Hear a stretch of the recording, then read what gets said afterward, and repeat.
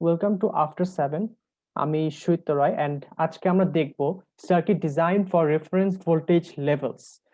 So এই জিনিসটা আমাদের স্লাইটলি কমপ্লিকেট হতে পারে। এই জিনিসটা আমরা বইয়ের এক্সাম্পল থেকে নিয়েছি, আমাদের ডোনাল্ড নেইমান বই থেকে।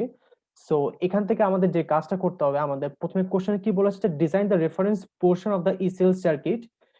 সো আমাদের এই জিনিসটা মানে হচ্ছিল যে আমরা এখান থেকে, আমি যদি এক কথায় বলি ক্যালকুলেটিভ ওয়েতে, যে আমাদের এখান থেকে আমাদের R1, আমাদের R2 আর আমাদের R5, যেটা আমাদের রেফারেন্স ভোল্টেজ সার্কিটের মধ্যে পড়ছে, এই জিনিসটার ভ্যালু আমাদের বের করতে হবে গেস করে। এই জিনিসটা আমরা কিছু অ্যাজাম্পশনের মাধ্যমে আমাদের এই R1, R5 এন্ড R2 টা বের করতে হবে। সো এটা বের করার জন্য আমার কিছু স্পেসিফিক স্টেপ আছে যেটার জন্য আমাদের শুরু করতে হবে। তার আগে আমাদের কি বলেছে যে consider the circuit in figure 17.5, এটা 17.5 ফিগারটা, the reference voltage VR is to be minus 1.05 volt. So এখানে আমাদের এখানে মাইনাস 1.0 ভোল্টেজ আছে। সো এই মাইনাস 1.0 ভোল্টেজটা আমার সার্কিটের এই পোর্শনে আছে, মাইনাস 1.05। সো এই ভোল্টেজের জন্য আমাদের এই R1, R2, R5 টা বের করতে হবে। সো আমাদের এই 1.0 টা কি আমাদের রেফারেন্স ভোল্টেজটা, মানে এই VR টা। সো আমাদের এখানে এক জিনিস বুঝতে হবে যে আমার এখানে, সো আমার এখানে একটা 0.7 ভোল্টেজ ড্রপ আছে। সো এখান থেকে আমি এই পোর্শনটা বের করে ফেলতে পারি। আমার এখানে 0.35 ভোল্টেজ। তো আমার R1, R2 আগে বের করার আগে আমার এই কাজটা করে নিতে হবে। সো এটা মানে কি যে VB5। আচ্ছা, এটাকে আমি নেক্সট পেজে লিখি, তাহলে আমার আই গেস বুঝতে আরো বেটার হবে। সো আমি আহ এটাকে একটু আবার লিখে নিই তাড়াতাড়ি, যে এখানে ভিআরটা হচ্ছিল আমার মাইনাস 1.05। আমার বের করতে হবে হচ্ছিল আমার এই সার্কিটটা আর আমার এই আঠারো সার্কিটটা। সো এটার জন্য আমি এই যে R1, R2 এন্ড R5 টা আমার বের করতে হবে। এখানে আমার 0.7 ভোল্টেজ ড্রপ হবে, তার মানে এখানে আমার 0.35 ভোল্ট, মানে মাইনাস। সো এই জিনিসটা আমি কেমনে পাইছি, যে এখানে আমি ধরে নিচ্ছি যে আমি মাইনাস 0.35 ভোল্টেজ আসছে, এখান থেকে আমার 0.7 ভোল্টেজ ড্রপ হয়ে আমি অ্যাজুম করে নিচ্ছি আমি মাইনাস 1.05 ভোল্টেজ পাচ্ছি।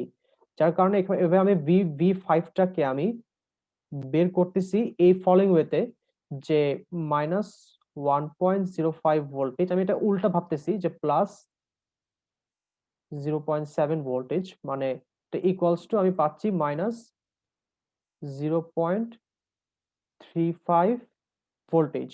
আচ্ছা, সো এরপরে হচ্ছিল যে আমাদের এই জায়গাটা একটু আমাদের মানে ভাবতে হবে এই পার্টটা, যে আমি যদি এখানকার যদি আমি R1 টা বের করতে চাই, এই R1 টা বের করার আগে আমার এই জায়গার যে I1 টা আছে, এই I1 টার কত কারেন্ট এটা আমাদের গেস করতে হবে। সো আমাদের গেস করার জন্য আমাদের অ্যাকর্ডিং টু আওয়ার বুক আমাদের লাইক ধরে নিতে হবে যে আমাদের এই I1 টা, যে আমি ধরে নিব যে I1 should be between 1 milliampere and 2 milliampere। So আমাদের I1 টা এমন ভাবে বের করতে হবে যাতে আমরা 1 মিলিঅ্যাম্পিয়ার বা 2 মিলিঅ্যাম্পিয়ার মধ্যে কিছুটা কোনো একটা ভ্যালু পাই আর কি, তাহলে আমাদের জন্য ভালো। সো এই কারণে আমরা বইয়ের আইডিয়া অনুযায়ী আমরা এই R1 টাকে মানে গেস করতেছি, আমরা ধরে নিচ্ছি 250 ওম। আমরা চাইলে এটাকে ছেড়ে নিতে পারি। কেন নিতে পারি এটা আমি একটু দেখাচ্ছি, যে আমি যদি এই জায়গাটা লেটস সে I1, এটা এই কষ্ট যদি আমি বের করতে চাই, আমার এখানে 0 ভোল্টেজ আছে আর এখানে আমার নিচের এই পোর্শন আছে আমার VB5টা আমি বের করছি এই কারণে, যাতে আমি যদি এখানে I1 টা জন্য বের করতে, আমি অ্যাকচুয়ালি মেইন কাজটা R1 টা বের করা, বাট এমন R1 বের করা যাতে আমি I1 এর ভ্যালুটা আমি 1 আর 2 এর মাঝামাঝি কোনটা ভ্যালু পাই। সো এটা মানে কি 0 মাইনাস, আমার এখানে VB5 এর ভ্যালু কত, আমার এখানে -0.35 ডিভাইড বাই আমার এখানে কি দেওয়া R1 দেওয়া। সো আমার এই R1 টা আমি কত ধরতেছি 250 ওম। সো এটা মানে আমি এখানে 250 ওমটাকে যদি আমি কিলো করতে চাই, তাহলে 10⁻³ করে আমি এটাকে কিলো লিখতে পারি, কিলো। সো এখান থেকে আমি I1 পাচ্ছি হচ্ছিল আমি 1.4 মিলিঅ্যাম্পিয়ার। সো আমরা দেখতে পারতেছি যে আমাদের জিনিসটা কত ভালোভাবে আমাদের মাঝামাঝিটা পড়ে গেছে। সো আমি এখানে 300 দিলে আমার এখানে কাজ করতো, সো 300 দিলে কাজ করতো, সো কাছাকাছি কোনো ভ্যালু দিলে আমার কাজ করতো আর কি। সো এখান থেকে আমাদের R1 এর কাজটা শেষ। সো এখন আমাদের কাজটা হচ্ছিল আমাদের অন্যগুলা বের করা। সো আমাদের এখানে R2 বাকি আছে আর R5 বাকি আছে। তো যার কারণে আমাদের প্রথমে এখন এখানে কি আছে আমাদের I1। সো আমি ধরে নিচ্ছি যে আমার এটার অ্যাক্রসে যে এই জায়গা এখানকার যে IB5 টা, আমি ধরে নিচ্ছি IB5 টা অনেক ছোট, অনেক কম, যার কারণে আমার এই I1 এর কারেন্টটা পুরোপুরি আমার নিচে ফ্লো করতে পারতেছে, একদম এই পর্যন্ত ফ্লো করতে পারতেছে নিচে। যার কারণে আমি এখানে পুরোপুরি মানে এই I1 টা পাচ্ছি। সো আমি এখানে IB5 টা লিখি, IB5 টা আমার এখানে 0, সো IB5 টা লিখলাম, IB5 টা আমি এখানে রেড দিয়ে লিখি। সো এখানে আমার IB5 টা হচ্ছিল আমার এখানে 0 মিলি অ্যাম্পিয়ার। যার কারণে আমি খুব ইজিলি আমি এখানে বলতে পারতেছি যে আমার এই জায়গার যে I2, এই জায়গার যে আমার I2 ইকুয়ালস টু I1, আমার এই I2 ইকুয়ালস টু I1 কারণ এখানে আমার কোনো কারেন্ট ডিভাইড হয় নাই। এটা আমাদের জন্য আপাতত খুব ইম্পর্টেন্ট। এরপর আমাদের বের করতে হবে যে এটা অ্যাক্রসে আমাদের কত ভোল্টেজ আসে। সো আমরা দেখতে পারতেছি যে আমাদের এই জায়গাটায় -0.35। সো আমি যদি এটা অ্যাক্রসে ভোল্টেজ বের করতে চাই, আমি যেটাকে একটু এখানে লিখি তাহলে, তাহলে আমাদের যেটা হয় যে আমাদের এখানে মাইনাস 0.35 আর এখানে দুটো ডাউট, তার মানে ডাউটটা আমি একরকম ধরতেছি 0.7 কে ড্রপ হচ্ছে। সো -0.7 -0.7 যেটা করলে আমি পাচ্ছি হচ্ছিল -1.75 -1.75 ভোল্টেজ, যেটাকে আমি ধরে নিচ্ছি আপাতত ভিপি লিখে, তাহলে আই গেস আমার মানে I2 বের করতে ইজি হবে। সো আমাদের I2 ইকুয়ালস টু, যদি আমি এখান থেকে I2 I2 তো আমরা জানি, সো আমরা এখান থেকে R2 বের করব। সো I2 ইকুয়ালস টু আমাদের ফর্মুলা কি যে ভিপি মাইনাস হচ্ছিল যে ভি মাইনাসটা ডিভাইড বাই R2। সো এখান থেকে আমাদের I2 equals to I1। So I1 টা কত আমাদের 1.4। So 1.4 milli equals to VP কত -1.75 -1.75 মাইনাস, আচ্ছা ভি মাইনাস কত আমাদের, ভি মাইনাসটা কিন্তু আমাদের এখানে -5.2 ডিভাইড বাই R2। সো এখান থেকে আমরা একটু বের করলে আমরা R2 ভ্যালু পেয়ে যাব। আর R2 ভ্যালু আমাদের বের করলে আসবে 2.46 কিলো ওম। তো আমি বলবো যে আপনারা একটু চেক করে নিন, আমার এটা ঠিক হওয়ার কথা। তা একটু দেখে নিন। সো আমি এরপরে আমাদের এই নেক্সট কাজটা, সো এরপরে আমাদের আরেকটা অ্যাজাম্পশন করতে হবে। সো আমাদের এখানে একটু অ্যাজিউমশনটা আমাদের একটু বেশি করতে হবে আর কি অন্যগুলোর থেকে। সো আমি এখানে এটা আপাতত সরাই দিই যাতে আমার কাজ করতে ইজি হয়। সো আমার নেক্সট অ্যাসাম্পশনটা হচ্ছিল যে আমার এখান দিয়ে আমার I1 ফ্লো করতেছে, আর এই I5 এই, আর আমি ধরে নিচ্ছি যে আমাদের যে যে গেসটা, I know it's a bit confusing যে আমাদের কেন ঘটতেছে, বাট আমাদের এভাবে ধরে নিতে হবে আর কি।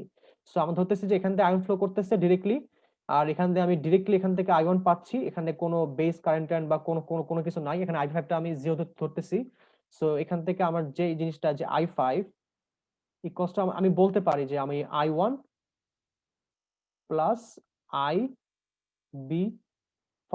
সো আমার ধরে নিচ্ছি I5 টা আমরা এখানে জিরো, যার কারণে আমার যে I5 টা, অ্যাকচুয়ালি আমি এটাকে I5 না বললাম, এটাকে বলতে পারি IC5। কারণ আমার আমি আমি এখান থেকে I5 না বলে আমি এখানে IC5 বলতে পারি, যে IC5 বা I5 এটা আমার ইচ্ছা, আমি IC5 বলতে পারি, IC5 বলতে পারি। সো আমি এটাকে IC5 ই বলি। IC5 equals to I1। So এটা ধরে আমাদের যে কাজটা আমরা করতে পারবো যে আমাদের আহ যে আমাদের এই পোর্শনটাতে আমরা IE5, তার আগে আমি একটু লেবেল করে দেই যে আমার এখানে আছে হচ্ছিল আমার IC5। সো আমাদের IC5 ইকুয়ালস টু I1, আমার এখানে IB5 যেটা আমরা অলমোস্ট জিরো, আর আমার এখানে কি আছে IE5, এখানে আছে আমার IE5। সো আমাদের এখানে করার সময় দেখতে পাচ্ছি যে আমরা এখানে IC5 ইকুয়ালস টু I1 ধরলাম, এই যে IC5 ইকুয়ালস টু I1 ধরলাম। তারপরে আমরা যে কাজটা করব যে আমাদের IB5 টা তো আমাদের জিরোই, so I5 equals to IC5 plus